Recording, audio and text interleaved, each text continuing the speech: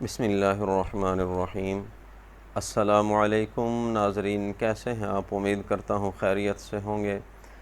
عید کا دن پورے عالم اسلام میں نہایت مسرت و خوشی سے منایا جاتا ہے۔ مسلمان کے ہاں خوشی ہو یا غم ہو، دونوں میں اعتدال پایا جاتا ہے۔ کل مسلمانوں کی عید ہے جسے ہم عید الفطر کے نام سے جانتے ہیں، اور اسی کے بارے میں انشاءاللہ کچھ بات کریں گے۔ اس سے پہلے میں یہ گزارش کروں گا کہ جس نے ابھی تک میرا چینل سبسکرائب نہیں کیا وہ کر دیں، ساتھ لگے بیل آئیکن کو دبا دیں، اس سے ہم بار بار ملتے رہیں گے انشاءاللہ۔ عید کا دن پورے عالم اسلام میں نہایت مسرت و خوشی سے منایا جاتا ہے۔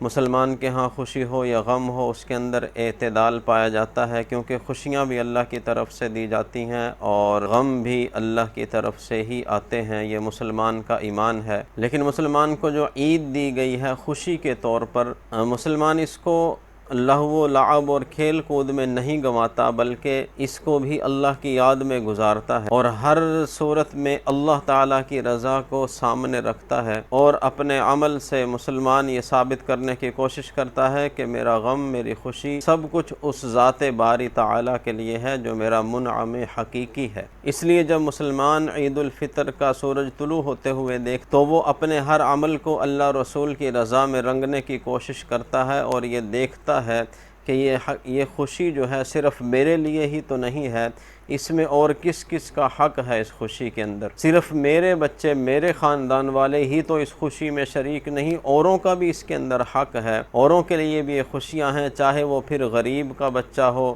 چاہے وہ غریب ہو، چاہے وہ امیر ہو، چاہے وہ چھوٹا ہو، بڑا ہو، سب کو یہ حق ہے کہ وہ ان خوشیوں کے اندر شامل ہو سکے۔ آج کی خوشیوں میں غریبوں کے بچوں کو، ناداروں، مفلسوں، مسکینوں کے بچوں کو بھی شامل ہونا چاہیے۔ ان کے گھر بھی آج عید کی خوشیاں ہونی چاہیے۔ عید کے دن بھی کچھ گھر ایسے ہیں جو ان خوشیوں سے محروم ہیں، وہی پرانے پھٹے کپڑوں کے اندر وہ ملبوس ہوتے ہیں، اور آج بھی ایسے گھر ہوتے ہیں کچھ جن کے چولہے آج کے دن عید الفطر کے دن بھی ٹھنڈے ہوتے ہیں، ان کے دلوں سے غربت و افلاس کا دھواں اٹھ رہا ہوتا ہے، تو ایسے لوگ اپنے دل کے اندر اداس ہو جاتے ہیں۔ اب ان لوگوں کے گھروں میں عید کی خوشیاں کون لائے گا؟ ایک ہی سہارا ہے، ایک ہی آسرا ہے۔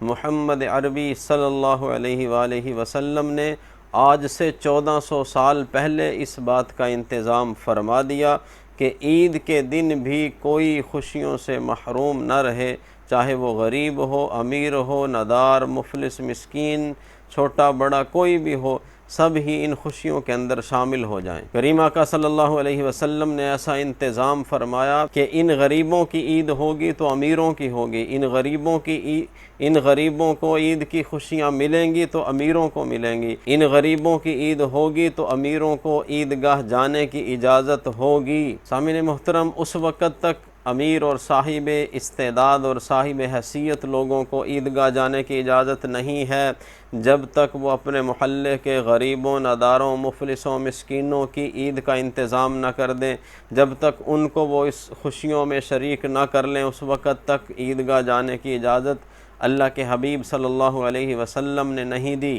غریب کو پہلے رکھا، امیر کو بعد میں۔ یہ ہے حضور پاک صلی اللہ علیہ وسلم کا عادلانہ، منصفانہ اور غریب پرور نظام حیات، اور یہ حکم ہے اپنی امت کے لیے کریم آقا صلی اللہ علیہ وسلم کا کہ عیدگاہ جانے سے پہلے ہی صدقہ فطر ادا کر دیا جائے۔ صدقہ فطر غریبوں کی عید کا سامان ہے، صدقہ فطر غریبوں کو عید کی خوشیوں میں شامل کرنا ہے۔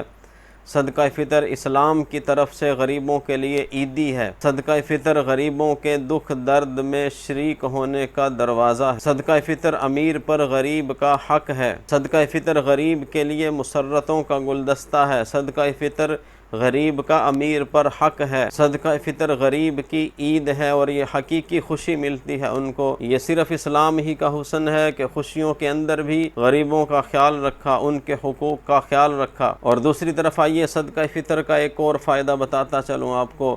حضور پاک صلی اللہ علیہ وسلم نے ارشاد فرمایا، مفہوم عرض کر رہا ہوں کہ روزے کے اندر بہت سی غلطیاں، کمیاں، کوتاہیاں ہو جاتی ہیں بندے سے، اور رمضان کے مہینے میں عبادات میں کوتاہیاں ہو جاتی ہیں، گناہ بھی ہو جاتے ہیں، سرزد انسان سے ہو جاتے ہیں، انسان خطاؤں کا پتلا ہے۔ حضور علیہ الصلوۃ والسلام نے صدقہ فطر کو روزے کی تطہیر بھی قرار دیا، فرمایا کہ یہ روزے کی پاکیزگی کا سبب بھی بنتا ہے۔ ہر بندہ مسلمان یہ چاہتا ہے کہ میرا روزہ، میری عبادات اللہ کے ہاں اس طرح پیش کیے جائیں کہ وہ صاف ستھرے ہوں، ان کے اندر کوئی کھوٹ نہ ہو، بالکل صاف ستھرے اللہ کے ہاں پیش کیے جائیں، اور جو میری نیکیوں کا، نیک اعمال کا گلدستہ ہے وہ اللہ کے ہاں معطر و معمبر پیش کیا جائے۔ تو یہ ساری چیزیں صدقہ فطر سے حاصل ہو جاتی ہیں۔ کریم آقا صلی اللہ علیہ وسلم نے فرمایا کہ عید کے دن فرشتے، اللہ کے نورانی فرشتے راستوں پہ کھڑے ہوتے ہیں، اور جو عید کے لیے جا رہے ہوتے ہیں، عید کی نماز پڑھنے کے لیے،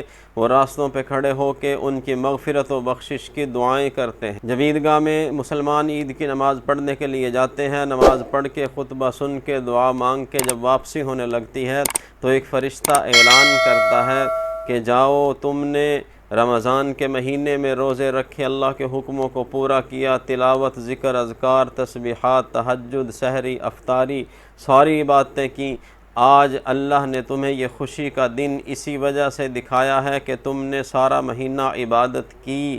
آج اللہ کی طرف سے یہ اعلان ہے کہ بخشے بخشائے اپنے گھروں کو لوٹ جاؤ۔ تو یہ دیکھیں اسلام کا کیسا حسن ہے اور کتنا پیارا دین ہے، کس طرح اللہ پاک چھوٹے چھوٹے اعمال کی، چھوٹی چھوٹی نیکیوں کی اللہ پاک قدر فرماتے ہیں، اور کتنے کتنے بڑے انعامات اس پہ عطا فرما دیتے ہیں۔